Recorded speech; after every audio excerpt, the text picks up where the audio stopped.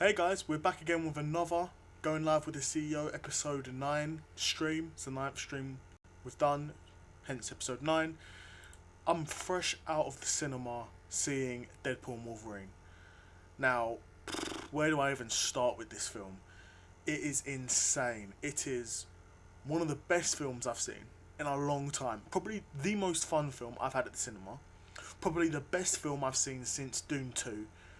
But where do I start? I'm gonna go into spoilers. You know, I'm giving you heads up now. Gonna be a lot of spoilers in this. But wow, what a film! Starring Ryan Reynolds and Hugh Jackman, reprising their roles as Deadpool and Wolverine respectively. Wow.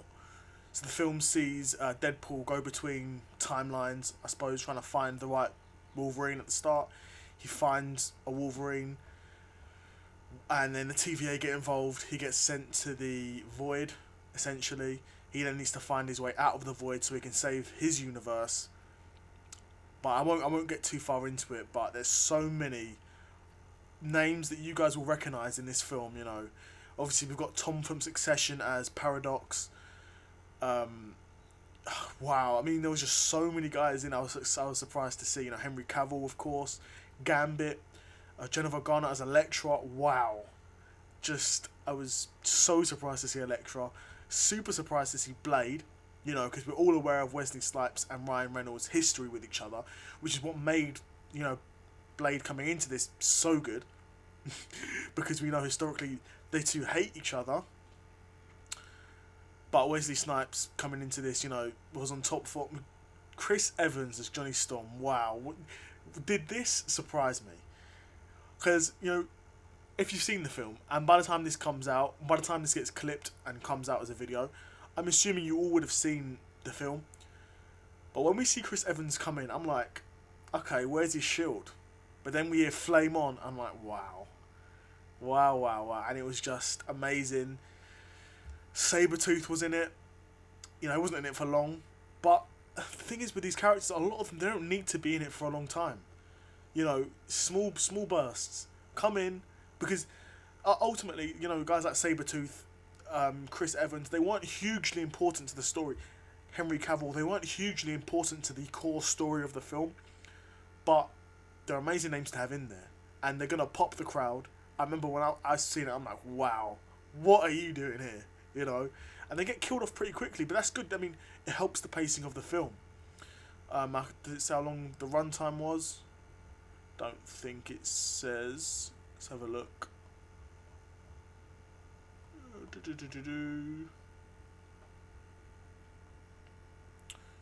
Yeah, don't think it doesn't say much about the runtime, but the pacing was good. A lot of these guys, they're in it quickly and they're out. Happy Hogan wasn't a major player in it. He was in it for a bit. You've got Laura back from Logan. She's all grown up now. Definitely preferred her as a kid, but still comes in and plays the role effectively. I really can't fault any of the performances. I think Channing Tatum as Gambit, I always thought was a weird casting.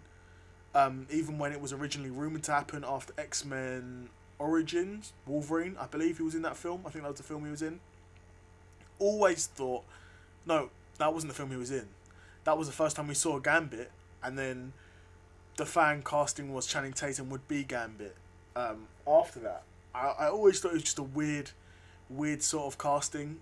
It was just it was a fan casting. Didn't really fit the character though. Didn't really fit the character, but he was in it, and the Gambit fight scenes were cool, as they should be. Gambit, one of my favorites, one of the most underrated characters in the X-Men, in Marvel in general, in my opinion. The main villain of the film, you could say was Mr. Paradox, but it was mostly Cassandra Nova, who is the sister of Charles Xavier. So you can imagine, incredibly powerful mutant, can control minds, can do all sorts of stuff. Destroy your brain, send you to shadow realms, like crazy stuff, right? So she's probably like the main villain. But a film that I thoroughly enjoyed, and I'll be seeing more than once in cinema. So I've just seen the film today, and yeah, the 27th of July. I just first seen this film, but I'll be seeing it again, many times. I imagine it was such fun, probably the most fun I've had in the cinema ever. I can't do it justice by just talking about it. I can't do it justice. You know, director Sean Levy does an amazing job. Ryan Reynolds, Rhett Reese, and Paul Wernick do an amazing job writing it, and all the actors put in a great performance. I would have loved to see Daredevil, man. I would have loved to see Ben Affleck's Daredevil, because they do reference him. There was two people I wanted to see.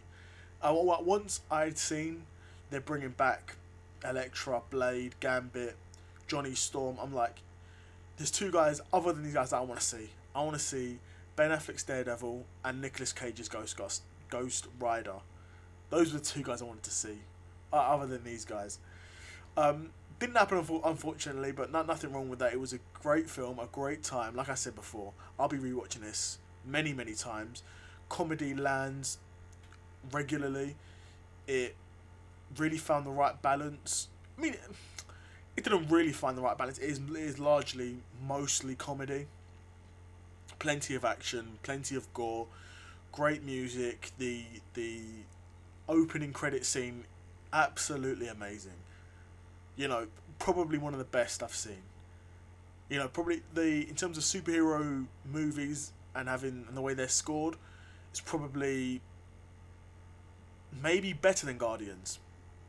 You know, maybe better than Guardians, but up there with Guardians. You know, great music, great fits. You know, all of the music really does fit well with the sort of tone they're going with. You know, the fourth wall breaking, the you know, the jokes, the self-deprecating humour, and that really does land. But that's because that's what we're used to from Deadpool. Also, it's very fitting for the franchise. It's not like Thor 4, where you're really heavily leaning on the comedy and self-deprecating, and you're just turning Thor into a joke. Deadpool always has been that sort of jokey character, in terms of what we've seen on the big screen and in comics historically as well. He's always been that sort of jokey character, and it was where do I even go with this? You know, an amazing film. I can't recommend it enough. If you haven't seen it, please watch it. Oh yes, the runtime, 2 hours 7 minutes, felt like a breeze. 2 hours 7 minutes. So it's definitely getting rewatched many times. Without a shadow of a doubt, this is getting watched many times, because at 2 hours, that's nothing nowadays for a film. 2 hours is nothing. Would be super interested to see what this does at the box office.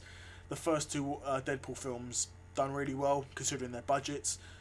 I imagine this one will have a huge budget considering the amount of people they've brought back for this film. Hugh Jackman, Wesley Snipes, Evans, Cavill. I imagine Tatum. I imagine a lot of these guys will not be cheap to have in a film. But let's see what happens. I mean, spoilers. I said there's gonna be spoilers, but Deadpool and Wolverine, they both survive at the end. So I'd be super interested to see what they do. If these guys are gonna stay in the film, stay in the franchise. If you know, we're gonna see sequels. If we're gonna see these two in an Avengers film, in an X-Men film. Crazy film, and I'm super excited to see what they've got next. Could this be the revival of the MCU? Who knows? Because they've been on a slump. They've had a lot of bad films, a lot of boring films, a lot of lackluster films. The MCU could be onto something that can revive their entire franchise, but I don't know, because there's no point. Okay, so this can't revive the franchise if this is just a standalone. If they make this film, makes loads of money, and they continue and build off this, then yeah, this can revive it. But only if there are major changes. You know, but this film can't revive. No one film can revive a franchise. It takes more than one film. It takes 2, 3, 4 films to revive a universe like this. You know, because the MCU is so vast. Having just one great film will not revive it. It will provide a boost, and the next Marvel film that comes out will probably do a lot better than they would have done if it wasn't released after Deadpool and Wolverine, without a doubt. But I'm not sure if that technically saves. I'm not sure if that saves the whole universe, the whole cinematic universe. But let's see what happens with Deadpool and Wolverine. It was a lot of fun. Definitely recommend it. Let me know, guys, what you thought of the film when you watched it. Did you enjoy it? Did you think it was too much comedy? Did you? Yeah, will you be watching it again? Have you seen it in the first place? I suppose is the main question. If you haven't seen it, are you planning on watching it? But yeah, I'd be super interested to know what you guys thought of it. Let me know what you guys thought. Let's go and see what else we've got here.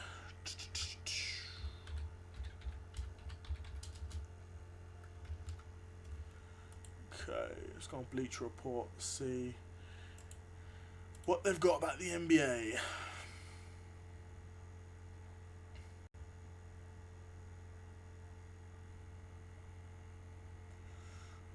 Do.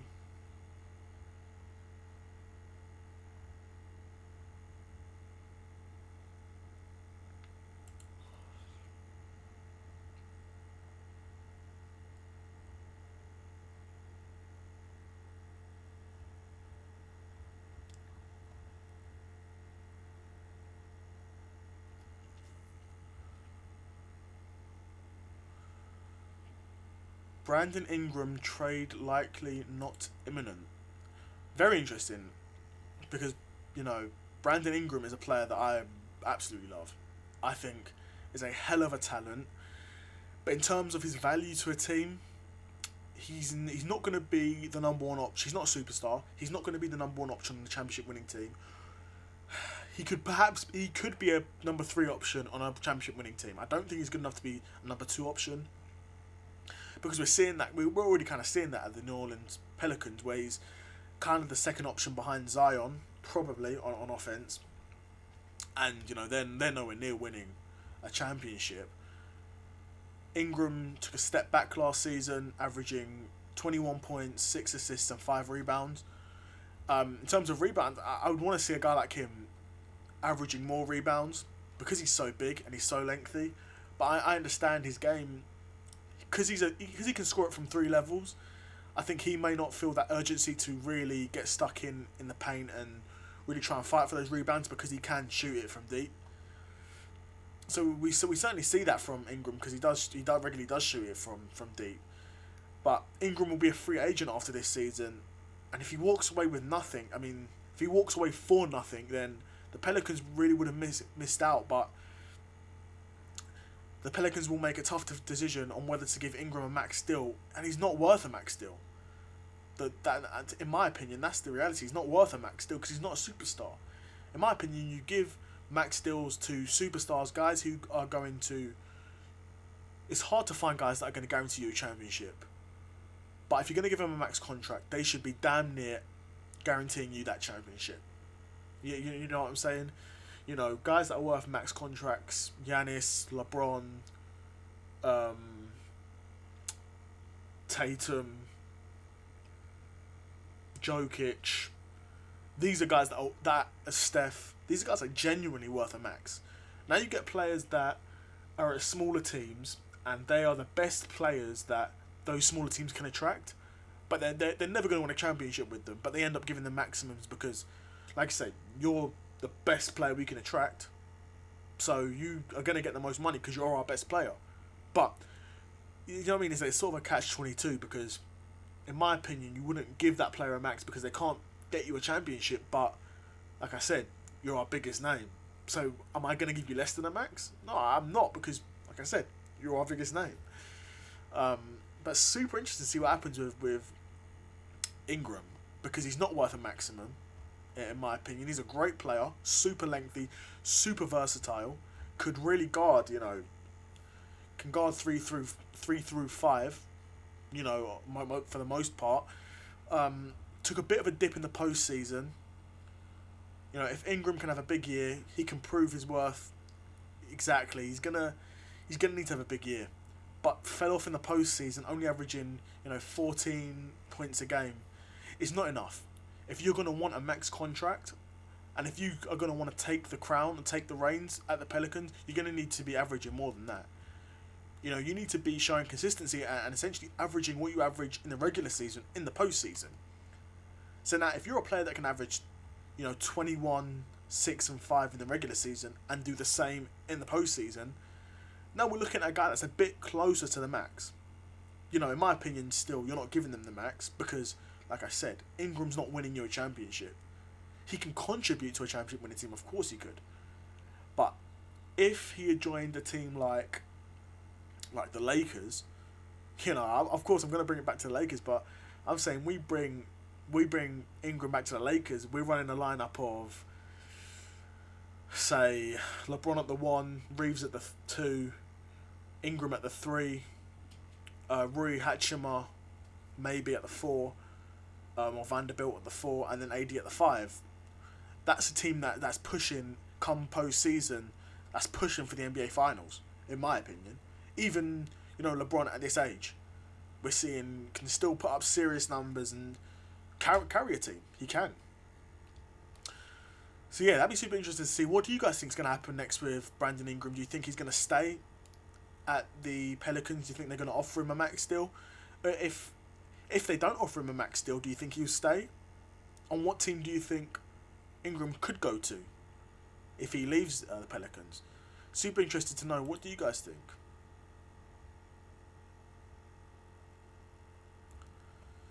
Let's have a look what else we've got here. Now our page is reloading. Okie doke.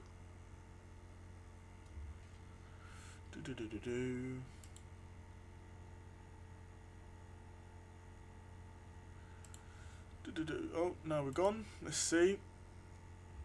Okay.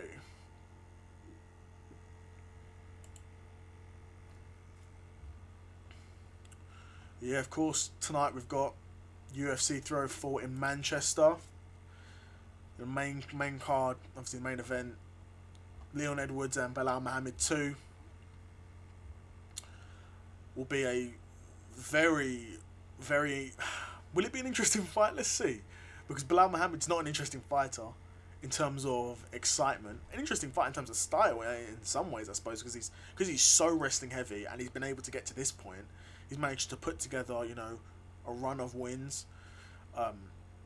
Got to this point, got to a title fight, so that's kind of interesting. But Leon Edwards, a guy with serious knockout power from those head kicks. But like we say, what do these guys think? What do the guys think Edwards can do? Edwards by unanimous decision, Edwards by TKO, Edwards by no. I could see Edwards winning.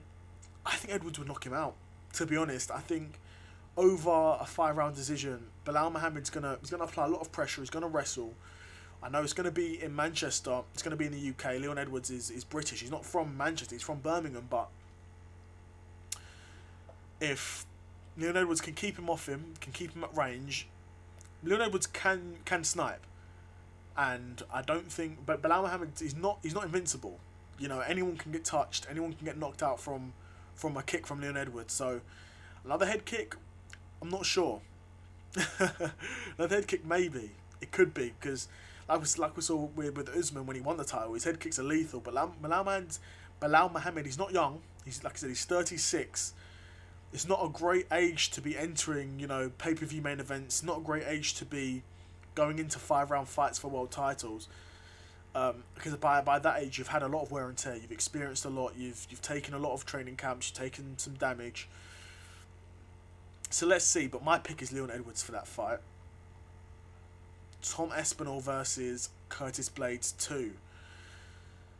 Another interesting one, I think. We're gonna be in Manchester. Aspinall's he's gonna come balls to the wall. He's gonna come out and he's gonna try and put it on Curtis Blades heavy. Curtis Blades is gonna want to grapple. Aspinall's not a small guy; he's a big guy, and he can grapple himself as well. But I think Curtis Blades is probably the better wrestler out of the two. So Tom Aspinall's gonna be wanting to throw some fire, And these heavyweights can bang. These are huge guys. These are huge guys. I think Tom Aspinall could win this fight. I'm going with Aspinall for a knockout. I don't think I'd say in the first, but he could. With heavyweights, it's so unpredictable because easily could win in the first round by the knockout. Easily. but it could also be in the second round. I'm going to say second round knockout for Tom Aspinall. And, this is a pretty stacked card as far as pay-per-views go. 2 world title fights. We've got Paddy the Baddy on the card. I'm not going to talk too much about Paddy the Baddy's fight. We're going to stick to Leon Edwards and Tom Aspinall. But final predictions are, I'm going Edwards by, I'm going to say 3rd round knockout. And then I'm going Tom Aspinall by 2nd round knockout. Let's see how well or how badly those picks age. It could be bad. But let's see. Who knows? Okay. Looks like Canelo's got a new opponent. Canelo Alvarez versus Edgar Berlanga. I'll be honest, I can't say I've ever heard of this Berlanga guy before. Can't say I've ever heard of him before. But he's going to be defending. Canelo's going to be defending his super middleweight title against Edgar Berlanga. Let's see what this Edgar Berlanga's guy's record is like. Edgar Berlanga boxing record. What's his record like? Okay, 22-0. Okay, he's unbeaten. 22 wins, 17 knockouts, so he can bang. He can clearly bang. Let's see if there's anyone here that I recognise. Jason Quigley, name rings a bell, I think. Nah, I don't know. I don't recognise a single name on here, but at the end of the day, I'm seeing a lot of knockouts.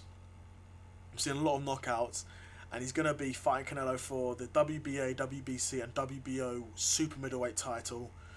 So there's gonna be 3 world titles on the line. It's gonna be in Las Vegas. Canelo's 61-2, and 61 wins, 2 losses, 2 draws. So let's see what happens with this fight. Of course, heavy favourite's gonna be Alvarez. If I'm a betting man, I'm putting the house on Canelo Alvarez.